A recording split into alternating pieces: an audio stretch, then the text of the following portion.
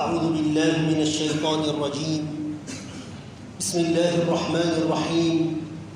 الحمد لله رب العالمين القائل في محكم كتابه الكريم: قل إن كنتم تحبون الله فاتبعوني يحببكم الله ويغفر لكم ذنوبكم والله غفور رحيم. وأشهد أن لا إله إلا الله وحده لا شريك له، وأشهد أن سيدنا محمدًا عبده ورسوله. هو القائل صلى الله عليه وسلم: لا يؤمن أحدكم حتى أكون أحب إليه من ولده ووالده والناس أجمعين. اللهم صل وسلم وبارك على سيدنا محمد وآله وصحبه أجمعين، وعلى من سار على نهجه إلى يوم الدين.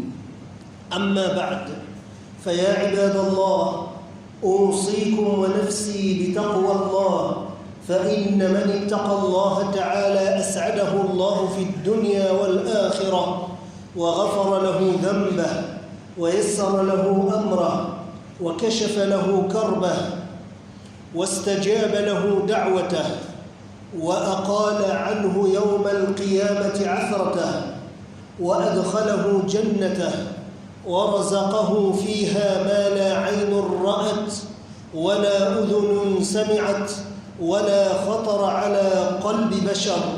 ذلك من فضل الله علينا وعلى الناس، ولكن أكثر الناس لا يشكرون. وأنهاكم عباد الله ونفسي عن معصية الله، فإن من عصى الله تعالى ولم يتب إليه توبة نصوحا خسر الدنيا والآخرة. ذلك هو الخسران المبين. أعيذكم عباد الله ونفسي من الخسران المبين ومن الضلال البعيد. عباد الله، المسلمون في مشارق الأرض ومغاربها هذه الأيام يتأذون أشد الأذى بما صدر عن طائفة كافرة بالله واليوم الآخر، كافرة برسول الله صلى الله عليه وسلم. ذلك أن هذه الطائفة آذوا النبي صلى الله عليه وسلم. هذه الطائفة آذت النبي صلى الله عليه وسلم فوصفته بما لا يجوز وما لا يمكن لعاقل أن يتقبله، سواء كان هذا العاقل من المسلمين أو من غير المسلمين، لأن أشراف الناس يقدرون العظماء، لأن أشراف الناس يقدرون الحكماء، لأن أشراف الناس يقدرون الأنبياء. فالنبي محمد صلى الله عليه وسلم لا يقل درجة عن الأنبياء الذين سبقوهم، فالواجب على كل عاقل أن يقدر مقام الأنبياء والمرسلين، لا يؤذيهم بقول أو فعل ولا يؤذي المسلمين فيهم. فما صدر من هذه الطائفة إنما يعبر عن حقد وبغض ضد المسلمين وضد نبي الله تبارك وتعالى سيدنا محمد صلى الله عليه وسلم. ولكن هذه الطائفة التي آذت النبي صلى الله عليه وسلم، هذا إن دل على شيء فإنما يدل على سفالة أخلاقهم، ويدل على حقد قلوبهم، ويدل على أنهم متخلفون في سلك الحضارة الإنسانية العاقلة التي تقدر العقلاء. ولا يدل ذلك إلا على أنهم والعياذ بالله في أسفل السافلين في نار جهنم إن لم يتوبوا إلى الله تبارك وتعالى. وفي المقابل ردة فعل المسلمين في مشارق الأرض ومغاربها كل بحسب ما يستطيع، بعض الناس بأفعالهم وبعض الناس بأقوالهم، سواء أكانوا من المسلمين أو من غير المسلمين المتعاطفين مع المسلمين في مشارق الأرض ومغاربها.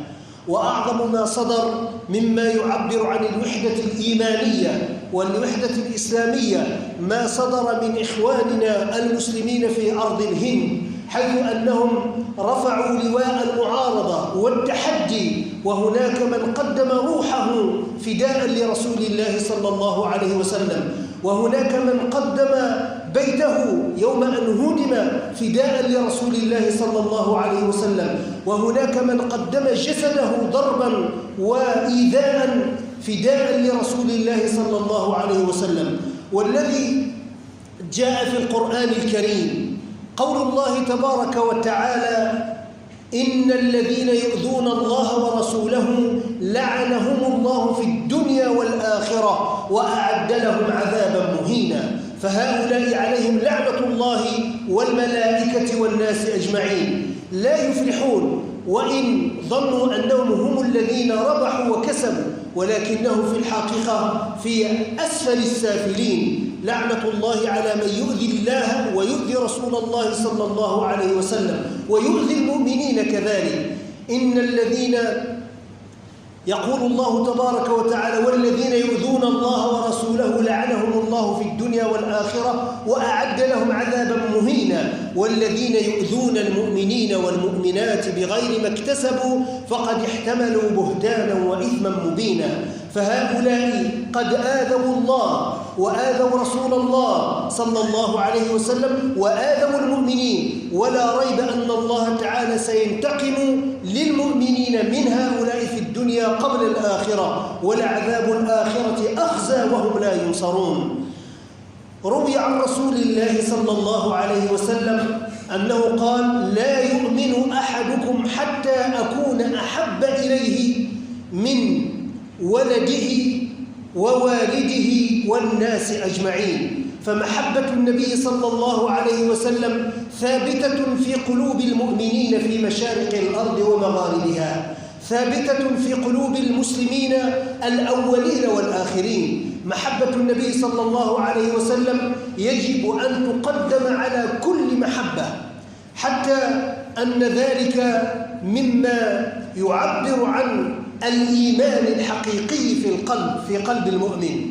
فإذا كان المؤمن يفتدي النبي صلى الله عليه وسلم بما استطاع من قول أو فعل أو بدن أو مال، يكون ذلك دليلا على درجة إيمانه. والواجب على المسلمين في مشارق الأرض ومغاربها، وكذلك الواجب على العقلاء من غير المسلمين كذلك في مشارق الأرض ومغاربها أن يدافعوا عن النبي صلى الله عليه وسلم، لأنه نبي الإسلام، نبي الرحمة. الله تعالى قال فيه: وما أرسلناك إلا رحمة للعالمين. النبي صلى الله عليه وسلم أرسله الله تعالى رحمة بالمؤمنين ورحمة بالناس أجمعين، بل ورحمة بالحيوانات والجمادات كما ذكر العلماء. فهذا الذي جاء رحمة لا ينبغي لعاقل، لا يجوز لعاقل أن يسبه، فإن سبه فإنما يدل على سخافة عقله وسفالة درجته، لأن العاقل لا يسب العاقل.